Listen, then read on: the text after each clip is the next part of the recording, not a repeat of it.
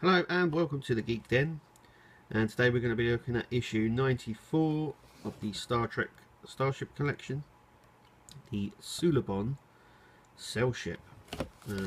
Nice chunky box that the ship comes in.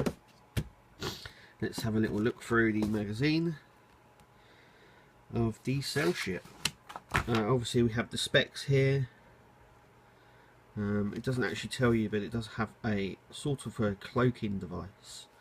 The only way I can describe their cloaking technology is it's a little bit like the Jem'Hadar, is in that it's not an actual cloaking device, it sort of just slightly phases it out. Obviously a lot of in-universe stuff. And then we have the a picture of a Suliban there from Enterprise. They're a primitive race, but they had a lot of help from this gentleman from the Temporal Cold War, who gave them I think it was 28th century technology. They genetically engineered themselves, meaning they were able to stretch and shapeshift. Also as well, we expect that a lot of the tech that he gave them also designed the sail ship as well, because they were, before this, they were sort of classed as like a primitive race as well. Another some shots of it here, top or bottom. This could be any sides. As you can see, there's no, it's the same all round. And then we have the designing of the Suliban sail ship. This was the very first design that they came up with. Sort of stingray design, sort of one of the ships you would expect to see from the Xindi. Maybe that's where they got the designs from the Xindi ship. So there. Some other styles that they were going to go with for the pod design, for the sail, should I say. And I really like this. This made it really cool. I think the sail ship is that they were interlockable, so they could actually make quite big structures, as we saw in Enterprise. Some other structures here. This is the inside, like a geosphere sort of thing. So a little bit like, the only thing I can describe it with is if you've seen Jurassic World, and they use the balls to sort of move around in. This is them basically. It's like a inside, so it doesn't matter which direction the ship was moving in, you're always upright and you just spin round in it. And there's the appearance of when the sail ship. And obviously the next issue that we're all really looking forward to is the New Orleans class, issue 95. We're getting nearer to the 100 mark. And then we have a nice top or bottom view, depending on how you want to see that. So that is the magazine. Like I say, I don't really go in depth with the magazine because I don't want to spoil it for everyone if they're waiting or they're thinking of getting this one. It gives you something to read then, and not for me to go on about it. But yeah, here's the model. So let's open it up and have a look. And this is it out of the box and the packaging.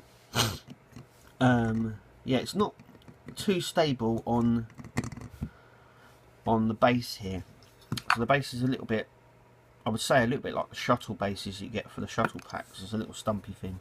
Has got these grooves in it. Let's have a little look at the bottom actually. There we go. It has these sort of grooves that fit onto here, and you can actually have it anyway, so you can have it that way or that way, it doesn't really matter.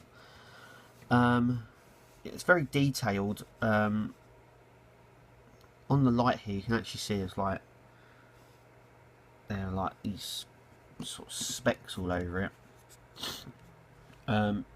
In the normal light you can't really see them too well, but obviously with the light here you can see them really well.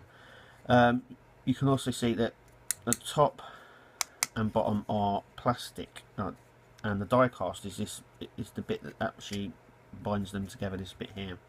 And you can see that by the different colours. They seem to have a lot of trouble of doing the plastic and the metal. Now it's not too bad on the Federation ships. You can get away with the white or the grey, But when it comes to colour, like green or this sort of like a brown colour, you can really see the difference between the colours. I don't mind, it doesn't really show up too badly anyway, but I thought I'd just mention that anyway. But like I said, it's on there. For stabilisation, it's not very good, as you can see. So this one you have to be kind of careful with when placing it, and it's not placed to anyone it's going to knock, because if a cabinet is knocked, that's what's going to happen every time. I would have liked something that maybe had something on the front of these two. That would have been a lot better. But I mean, if you wanted it to be more stable, I suppose you could daub a little bit of blue tack on here, or white tack, and stick it on there. But apart from that, that's really about it for this week, for this issue, because it's not really much to say. I think they missed slightly here. These could have been blacked. These are the windows of the Starship here. I think they could have been black. Maybe someone will put a little black in there. I won't. I always leave mine as they are. I know some people paint them so they're a bit more accurate, or put more paint on them because they're missing something. But yeah, as you can see, it's very, very detailed as well. So it's got all these markings, and yeah, it's, like I said, it's not the most exciting ship from the collection, but I think it's necessary to have, because the Suliban were quite instrumental with Enterprise and stuff. But yeah, that's it. That's it for this issue. Catch us for the next one, and we'll see you then. Bye.